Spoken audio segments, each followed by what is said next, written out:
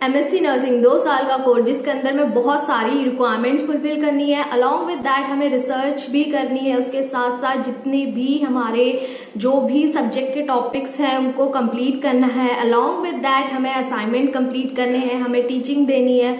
उसके साथ ही साथ हमें अपनी जो रिसर्च है उसको पूरा कंप्लीट करके अपने एग्जाम्स भी देने हैं। ऑब्वियसली ये पूरा का पूरा एमएससी नर्सिंग जो 2 साल का कोर्स है, इसमें हमें बहुत शॉर्ट ड्यूरेशन के अंदर में बहुत ज्यादा आउटपुट देना होता है। जो एमएससी नर्सिंग करने के लिए फिजिकली हमें जितना प्रिपेयर होना पड़ता है उससे ज्यादा हमें मेंटली प्रिपेयर होना पड़ता है। अगर हम मेंटली प्रिपेयर नहीं है इन चीजों को लेके कि हमें मल्टीपल प्रेजेंटेशन देनी पड़ेगी, हमें अपना मल्टीपल क्लास टीचिंग देनी है, तो जो एमएससी नर्सिंग करने में जो इंटरेस्ट होता है वो बच्चों का बीच में ही खत्म हो जाता है, जिसकी वजह से हम ये देखते हैं मैक्सिमम जो स्टूडेंट्स होते हैं वो एमएससी नर्सिंग को स्टार्टिंग में एनरोल तो कर लेते हैं, आफ्टर दैट वो विद इन 6 मंथ और with in the half of the journey वो एमएससी नर्सिंग छोड़ के चले जाते हैं। अगर उनका सिलेक्शन नॉर्सेट जैसे या फिर अदर ट्यूटर या फिर अदर एग्जाम में हो जाता है तो वहां पर वो एनरोल कर लेते हैं। सो मैक्सिमम है कि जो ये 2 साल का जर्नी है इसमें इतना ज्यादा हमें इतना आउटपुट देना होता है इतनी शॉर्ट ड्यूरेशन में कि मेंटली इसमें जो स्ट्रेस है वो सबसे ज्यादा होता है। ठीक है, सो अगर एमएससी नर्सिंग करनी है तो बेसिकली हमें क्या क्या रिक्वायरमेंट इसमें फुलफिल करनी है। फर्स्ट ऑफ ऑल हमें मल्टीपल प्रेजेंटेशन देनी है।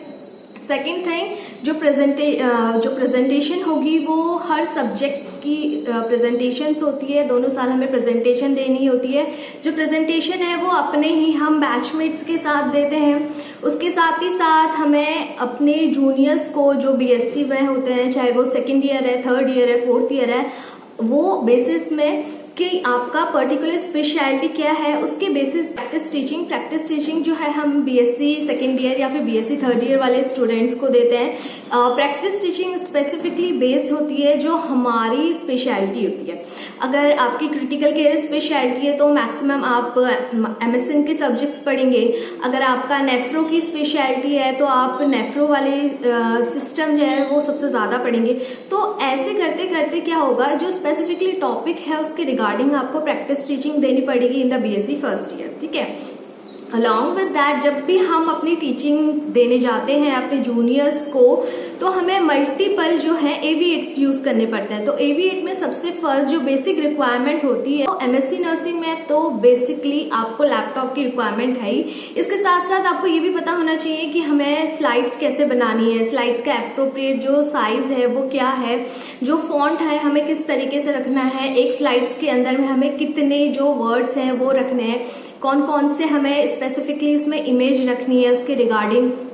अलॉन्ग विद दैट जब भी हम अपनी प्रेजेंटेशन देते हैं या फिर हम क्लास टीचिंग देते हैं तो इस स्लाइड के साथ ही साथ हमारे पास अदर AV8s भी होने चाहिए, जिसके संग आप जो मोस्ट कॉमनली है वो आप चार्ट का यूज कर सकते हैं। चार्ट के साथ साथ हैंड आउट्स वगैरह ये सारी चीजें प्रेजेंटेशन में हम देते हैं। तो प्रेजेंटेशन में मल्टीपल AV8s का यूज करना पड़ता है जो हमारी जो टीचिंग है उसको बहुत ज्यादा इफेक्टिव बनाता है। ठीक है, अलॉन्ग विद दैट इस 2 साल की जर्नी में हमें अपनी केस प्रेजेंटेशन देनी होती है। एवरी मंथ हमें 2 या फिर 1 केस प्रेजेंटेशन देनी होती है। वो डिपेंड करता है आपका जिस एरिया में आपका पोस्टिंग लगा है वहां पर आपको केसेस क्या अलॉट हुए हैं। सब्जेक्ट कोऑर्डिनेटर होते हैं वो हमें बताते हैं कि हमें किस तरीके से वहां पे केस प्रेजेंटेशन देनी है। ठीक है, अगर हमारा मॉर्निंग आवर में जैसे हमारा क्लिनिकल पोस्टिंग होगा तो हमारे जो जूनियर्स होंगे BSc 1st year, 2nd year, 3rd year and the 4th year, they are the juniors because हम क्या करेंगे उनको उसके साथ साथ उनको कोऑर्डिनेट भी करेंगे। अलॉन्ग विद दैट जो उनका प्रोसीजर होगा उनको उसमें हम सुपरवाइज करेंगे, हेल्प करेंगे और उनको हम सिखाएंगे भी।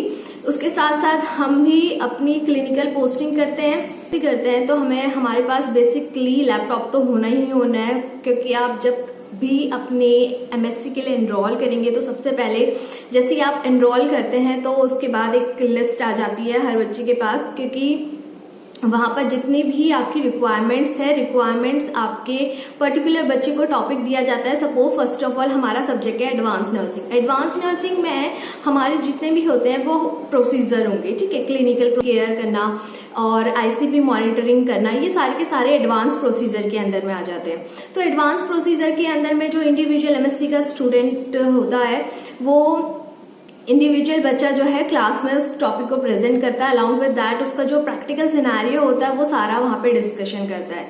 सो जब भी हमारे इस तरीके से हमारे सारे सब्जेक्ट में जो टॉपिक्स होते हैं वो इंडिविजुअल बच्चों को दिए जाते हैं कि एक बच्चे ने इस वाले टॉपिक को क्या करना है, कंप्लीट करना है, ठीक है। उसके साथ साथ आपको डेट एंड टाइमिंग भी दे दिया जाता है कि आपको ये इस टाइम में होना है और इस पर्टिकुलर डेट के अंदर में होता है।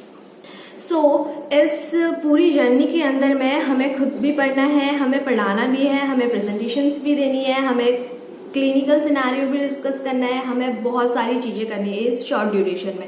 अलॉन्ग विद दैट जो सबसे ज्यादा इंपॉर्टेंट होता है एमएससी नर्सिंग इज मीन्स कि आपको रिसर्च भी करनी है। इसके साथ साथ आपका होल जर्नी जो है वो रिसर्च के साथ जाता है।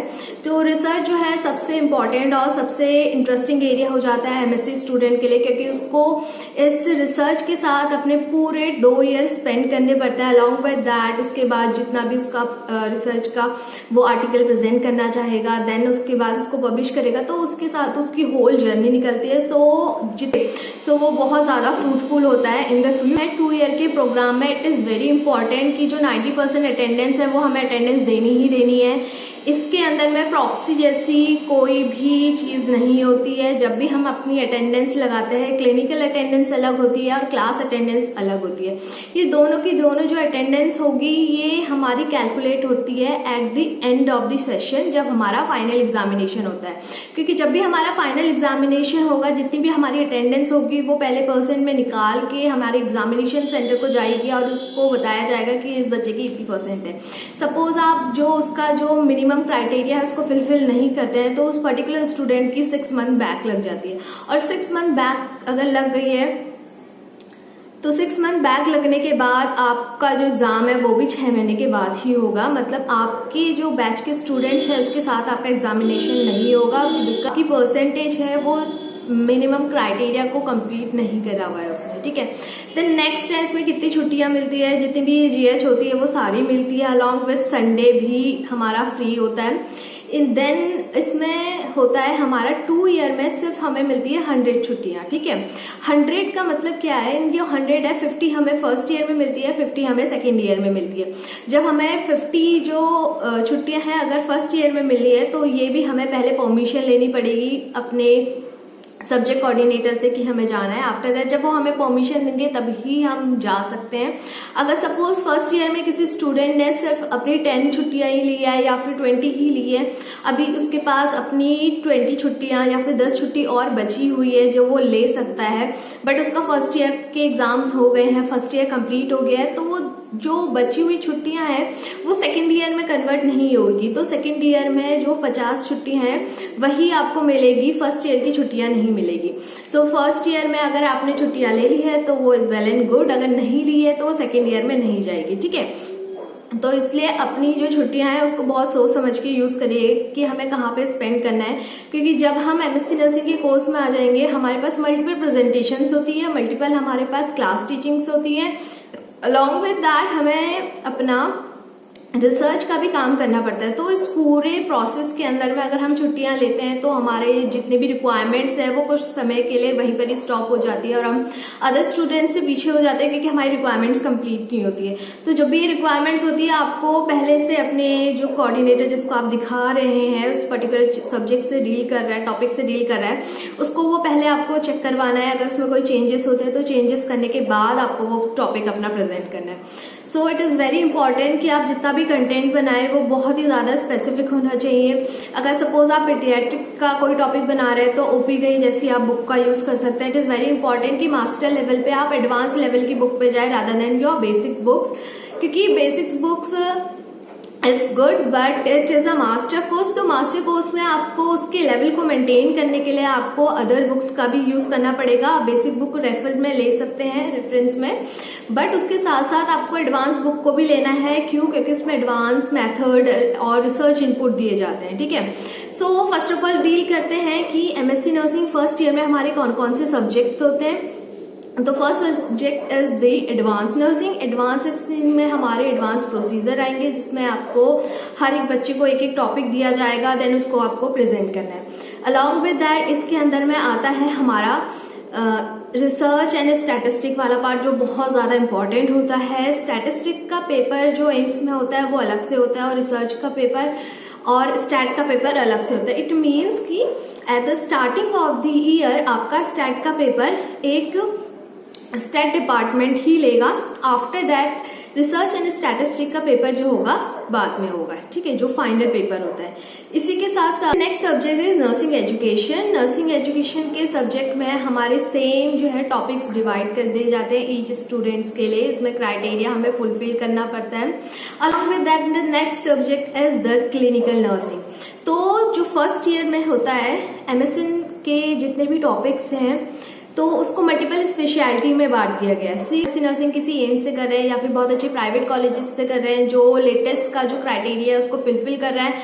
लाइक जैसे एमएससी नर्सिंग में जो हम देखते हैं एमएसएन जैसा एक सब्जेक्ट है मेडिकल सर्जिकल नर्सिंग जिसमें हम मल्टीपल सिस्टम पढ़ते हैं, जिसके अंदर में न्यूरो अलग से होता है, क्रिटिकल केयर वाली कंडीशंस अलग से होती है, नेफ्रो की कंडीशंस होती है और साथ ही साथ हमारे जो डिफरेंट सिस्टम्स होते हैं उसी के बेसिस पे जो है स्पेशलिटी को डिवाइड कर दिया गया है। सी जैसे हम क्रिटिकल केयर की किसी भी कंडीशंस के संग में डील करते हैं किसी भी पेशेंट के लिए तो उन्होंने उसकी स्पेशलिटी अलग बना दी है। So this speciality is known as a critical care. Another speciality is the neurology, जिसमें हम न्यूरो के जितने भी डिजीज है उसके साथ डील करते हैं। Next speciality is the nephrology. तो नेफ्रो की जितनी भी स्पेशलिटी है हम उसके साथ में डील करते हैं। तो ये वेल एरियाज हैं जिसके संग डील करा जाता है। Along with that paediatric nursing और ऑन्कोलॉजी नर्सिंग और साइकेट्रिक नर्सिंग, ये सारी की सारी स्पेशलिटी अलग हो जाती है। सो फर्स्ट ईयर में जो एमएसएन के सब्जेक्ट्स होते हैं वो हमें सारे पढ़ने पड़ते हैं। तो उसमें सब में हमें प्रेजेंटेशन देनी होती है अपने ही बैचमेट्स को।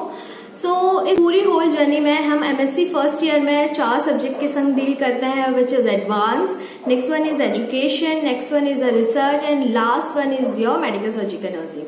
सो जितनी भी ये रिक्वायरमेंट्स होती है इसके साथ साथ हमें क्लिनिकल की रिक्वायरमेंट्स कंप्लीट करनी पड़ती है, जिसके अंदर में हमारे पास 5 केस प्रेजेंटेशंस होते हैं, 5 केस स्टडीज होती है और 5 ड्रग स्टडीज होती है।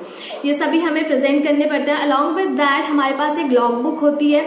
लॉग बुक में हमें साइन करवाना पड़ता है। दिस एवरी मंथ हमारे डिफरेंट एरियाज में अगर हमारी पोस्टिंग है तो वहां की हमें रिक्वायरमेंट फुलफिल करके उसमें लॉग बुक में साइन लेना होता है। अगर हमने लॉग बुक में साइन नहीं लिया है, अपनी रिक्वायरमेंट्स कंप्लीट नहीं करी है, तो वो अनदर अगर हमारी नेक्स्ट में एरिया हमारा चेंज हो रहा है, हमें अभी नेफ्रो वार्ड से हमें ऑन्को वार्ड में डाल दिया गया है, तो हम नेफ्रो वार्ड की इवेंट्स है वो हम कंप्लीट नहीं कर सकते हैं, ठीक है। तो वो हमें उसी मंथ में हमें अपनी रिक्वायरमेंट्स को कंप्लीट करना है। इन रिक्वायरमेंट्स के साथ साथ हमारे पास जब हम फर्स्ट ईयर पूरा कंप्लीट कर लेते हैं तो हमारा एक असेसमेंट होता है। असेसमेंट के अंदर में हमारे जितने भी टेस्ट होते हैं, जितने भी हमारे अभी तक का हमने केस स्टडी, केस प्रेजेंटेशन या फिर ड्रग स्टडीज दी हुई थी, उन सबका एक इवैल्यूएशन आता है। इवैल्यूएशन करके इंडिविजुअल स्टूडेंट को मार्क्स मिलते हैं, ठीक है। तो जितना भी जो 4 हमारे पास सब्जेक्ट होते हैं तो ईच सब्जेक्ट हमारा 100 मार्क्स कैरी करता है। 100 मार्क्स के अंदर में जो 50 मार्क्स होते हैं वो हमारे इंटरनल होते हैं और 50 मार्क्स जो होते हैं हमारे एक्सटर्नल होते हैं। 50 मार्क्स इंटरनल में हमारी कौन कौन सी चीजें काउंट होगी, जितनी भी हमारी केस प्रेजेंटेशन, केस स्टडीज, जितनी भी हमारी ड्रग स्टडीज हुई थी या फिर हमारी क्लास में प्रेजेंटेशन हुई थी, वो सारे के सारे उस 50 मार्क्स के अंदर में कैलकुलेट करके आ जाते हैं और 50 मार्क्स का हम एक्सटर्नल पेपर देते हैं। जब हम एक्सटर्नल पेपर देंगे तो दोनों में हमें पास होना जरूरी है। दोनों में कैसे पास होना है, सपोज हमारे पास टोटल जो ओवरऑल मार्क्स है वो 100 मार्क्स है, तो 50 हमारा इंटरनल है, 50 हमारा एक्सटर्नल है। तो 50 इंटरनल में हमें 20 मार्क्स लाने हैं, 50 एक्सटर्नल में हमें 25 मार्क्स लाने हैं। तो इनका जो टोटल होना चाहिए वो 50 से ज्यादा होना चाहिए तो ही हम पास होते हैं। अगर हम इसमें पास नहीं होते तो हमारी ऑब्वियसली 6 मंथ की हमारी बैक लग जाएगी, क्योंकि जब नेक्स्ट पेपर शेड्यूल होगा वो हमें तभी वो पेपर देने का मौका मिलेगा। तो ऐसा नहीं होगा अगर कोई स्टूडेंट फेल हो गया है तो नेक्स्ट मंथ ही उसका पेपर हो जाए, नहीं, जो भी एग्जामिनेशन शेड्यूल्ड होता है तो आप जो अपना नेक्स्ट पेपर देंगे, अगर आपका बैक लग गया है तो आप अपने जूनियर के संग बैठ के वो पेपर देंगे, ठीक है। तो ये सारे की सारा सिनेरियो जो होता है हमारे एमएससी फर्स्ट ईयर में होता है। देन हम मूव करते हैं फर्स्ट ईयर से सेकेंड ईयर में। तो जो भी हमने फर्स्ट ईयर में रिसर्च का पार्ट करा हुआ होता है, जो भी हम अपनी प्रॉब्लम को सिलेक्ट करते हैं, हमारा रिसर्च का प्रपोजल होता है, प्रेजेंटेशंस होती है और जो हमारी पायलट स्टडी होती है वो हमारी फर्स्ट ईयर में कंप्लीट हो जाती है। जब जितनी भी हमारी स्टडीज होती है वो फर्स्ट ईयर में कंप्लीट हो जाती है। देन हम जब भी अपना MSc सेकेंड ईयर में आते हैं, देन हमें उस एक्चुअल स्टडी को कंडक्ट करनी होती है, ठीक है। जब भी हम MSc सेकेंड ईयर में आते हैं तो जो हमारे सब्जेक्ट होते हैं वो सिर्फ 2 सब्जेक्ट होते हैं, जिसके अंदर में फर्स्ट ऑफ ऑल हमारा आता है मैनेजमेंट वाला पार्ट। मैनेजमेंट वाला पार्ट ये बेसिकली डील करता है हमारे क्लिनिकल एरियाज से। क्लिनिकल एरियाज में किस तरीके का मैनेजमेंट होता है, कोई भी प्रॉब्लम्स होती है arise during the time of the work, तो वो कैसे सॉल्व करनी है, तो इन चीजों को हमें क्या करना होता है, सॉल्व करना होता है। इस मैनेजमेंट के सब्जेक्ट के अंदर में हमारी हमें प्रेजेंटेशंस देनी होती है, वो क्लास प्रेजेंटेशन होती है। सेकेंड ईयर में कोई भी हमारी प्रैक्टिस टीचिंग नहीं होती है, क्योंकि सेकेंड ईयर में हमारा जो मैक्सिमम टाइम है वो रिसर्च के लिए डिवोटेड होता है। तो सेकेंड ईयर में हम जब भी रिसर्च का काम करते हैं तो हमारे पास कोई अलग से टाइम नहीं होता है, हमें वही अपने क्लिनिकल आवर को इस तरीके से यूटिलाइज करना होता है कि हमारा जो रिसर्च वाला पार्ट है वो भी कंप्लीट हो जाए। So it is very important, अगर हम रिसर्च वाला पार्ट अगर कंप्लीट करना चाहते हैं तो वो हमारी स्पेशलिटी से रिलेटेड हो, सो दैट जो हमारा सेकेंड ईयर में है वो हम अपने रिसर्च वाले पार्ट को कंप्लीट भी कर सके। तो इस नर्सिंग मैनेजमेंट के सब्जेक्ट में हमें वर्कशॉप भी करवानी पड़ती है, in service education workshop. Workshop कोई स्टूडेंट अकेले नहीं करता है, ऑब्वियसली ये ग्रुप में करी जाती है। तो BSc सेकेंड ईयर में आपको डिफरेंट ग्रुप्स बना दिए जाएंगे। जो मेरा वर्कशॉप था उसमें हम 3 स्टूडेंट्स थे, 2 उसमें गर्ल थी और एक हमारे सीनियर सर थे उसमें हमारे साथ, वो इन सर्विस वाले ही सर थे, तो वो हमारे साथ थे। तो हम 3 स्टूडेंट्स थे जिसने वर्कशॉप कंडक्ट कराई थी अंडर द सुपरविजन ऑफ हमारी जो एसोसिएट प्रोफेसर मैम थी, उनके सुपरविजन में ये कंडक्ट हुआ। तो वर्कशॉप जो हमारा हुआ था वो 1 डे का प्रोग्राम था, तो 1 डे का प्रोग्राम था, बट इसमें आपको सारी चीजें मैनेज करनी पड़ती है कि आपको यहाँ पर इनॉग्रेशन कैसे करना है, प्री टेस्ट बनाना है, पोस्ट टेस्ट बनाना है, उनके लिए पूरा एक एनवेलप बनाना है जिसके अंदर में पूरा शेड्यूल होगा, सारी की सारी जो रिटर्न में मटेरियल होगा वो रखा रहता है। अलॉन्ग विद दैट यहाँ पर हमें स्पीकर्स को रिक्वेस्ट करना पड़ता है पहले से ही कि आपको किस टॉपिक में वो अपना क्लास लेना है, ठीक है।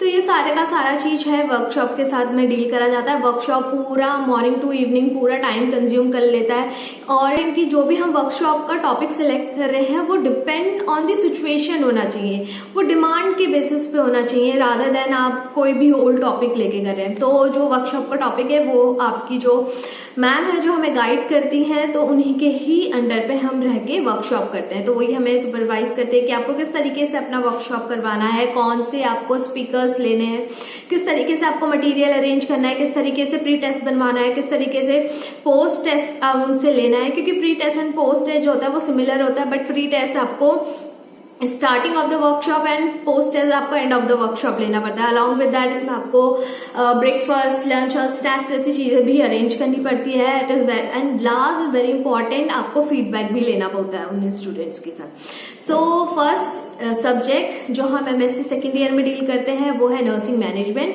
देन नेक्स्ट सब्जेक्ट जो हम डील करते हैं अपने MSc सेकेंड ईयर में वो है हमारा clinical nursing second. Clinical nursing second it is the advance part of the medical surgical nursing. So because अगर किसी इंडिविजुअल पर्सन की ऑन्कोलॉजी स्पेशलिटी है ना, तो वो फर्स्ट ईयर में सारे सिस्टम पढ़ेगा, ऑन्को, न्यूरो, नेफ्रो सारे पढ़ेगा, but in the MSc second year वो स्टूडेंट ऑन्कोलॉजी वाले स्पेशलिटी से डील करता है, तो वो सिर्फ ऑन्कोलॉजी की जितनी भी डिजीज कंडीशन है उसके साथ डील करेगा। So it is very important कि MSc सेकेंड ईयर में हमें ना ही सिर्फ अपनी स्पेशलिटी पढ़नी है, हमें प्रेजेंटेशंस भी देनी है अपने बैचमेट्स को, उसके साथ साथ हमें रिसर्च को पूरा बाइंड अप करना है, उसको पूरे फुलफिल करनी है, उसकी रिक्वायरमेंट जितने भी टेस्ट वगैरह है सारे करने हैं, उसकी प्रेजेंटेशन देनी है, उसके साथ साथ हमें अपनी एक थीसिस भी अपनी प्रिंट करवानी है। सो मैंने भी अपनी थीसिस प्रिंट करवाई है। सो यहाँ पे मेरी थीसिस है। सो जब भी मैंने ये थीसिस जब हमारी थीसिस सबमिट होती है तो हमें बहुत ज़्यादा रिलीफ फील होता है, क्योंकि हमारा जो मेन MSc में जो हम कहते हैं रिसर्च वाली पार्ट अभी स्टिल थोड़ी देर के लिए कंप्लीट हो गया और वो हमने सबमिट भी कर दिया है। तो बाइंड अप होके कुछ ऐसी तरीके की हमारी जो थीसिस है वो दिखती है, जो हम अपना सबमिट करवाते हैं कॉलेजेस और लाइब्रेरी में। सो इसके बाद हम अपनी प्रिपरेशन करने लग जाते हैं MSc सेकेंड ईयर के एग्ज़ाम की प्रिपरेशन करने के बाद हमारे होते हैं फाइनल एग्ज़ाम आफ्टर दैट हमारा ओवरऑल जितना भी क्राइटेरिया होता है वो फुलफिल हो जाता है एमएससी सेकेंड ईयर का। सो इस वीडियो के अंदर में मैंने पूरा डिस्कशन करा है कि एमएससी फर्स्ट ईयर में क्या रिक्वायरमेंट है, सेकेंड ईयर में क्या रिक्वायरमेंट है। स्टिल आपको कोई भी डाउट है तो आप मुझे कमेंट कर सकते हैं। सो तब तक के लिए tata, bye bye and take care, and don't forget to subscribe, like and share my channel.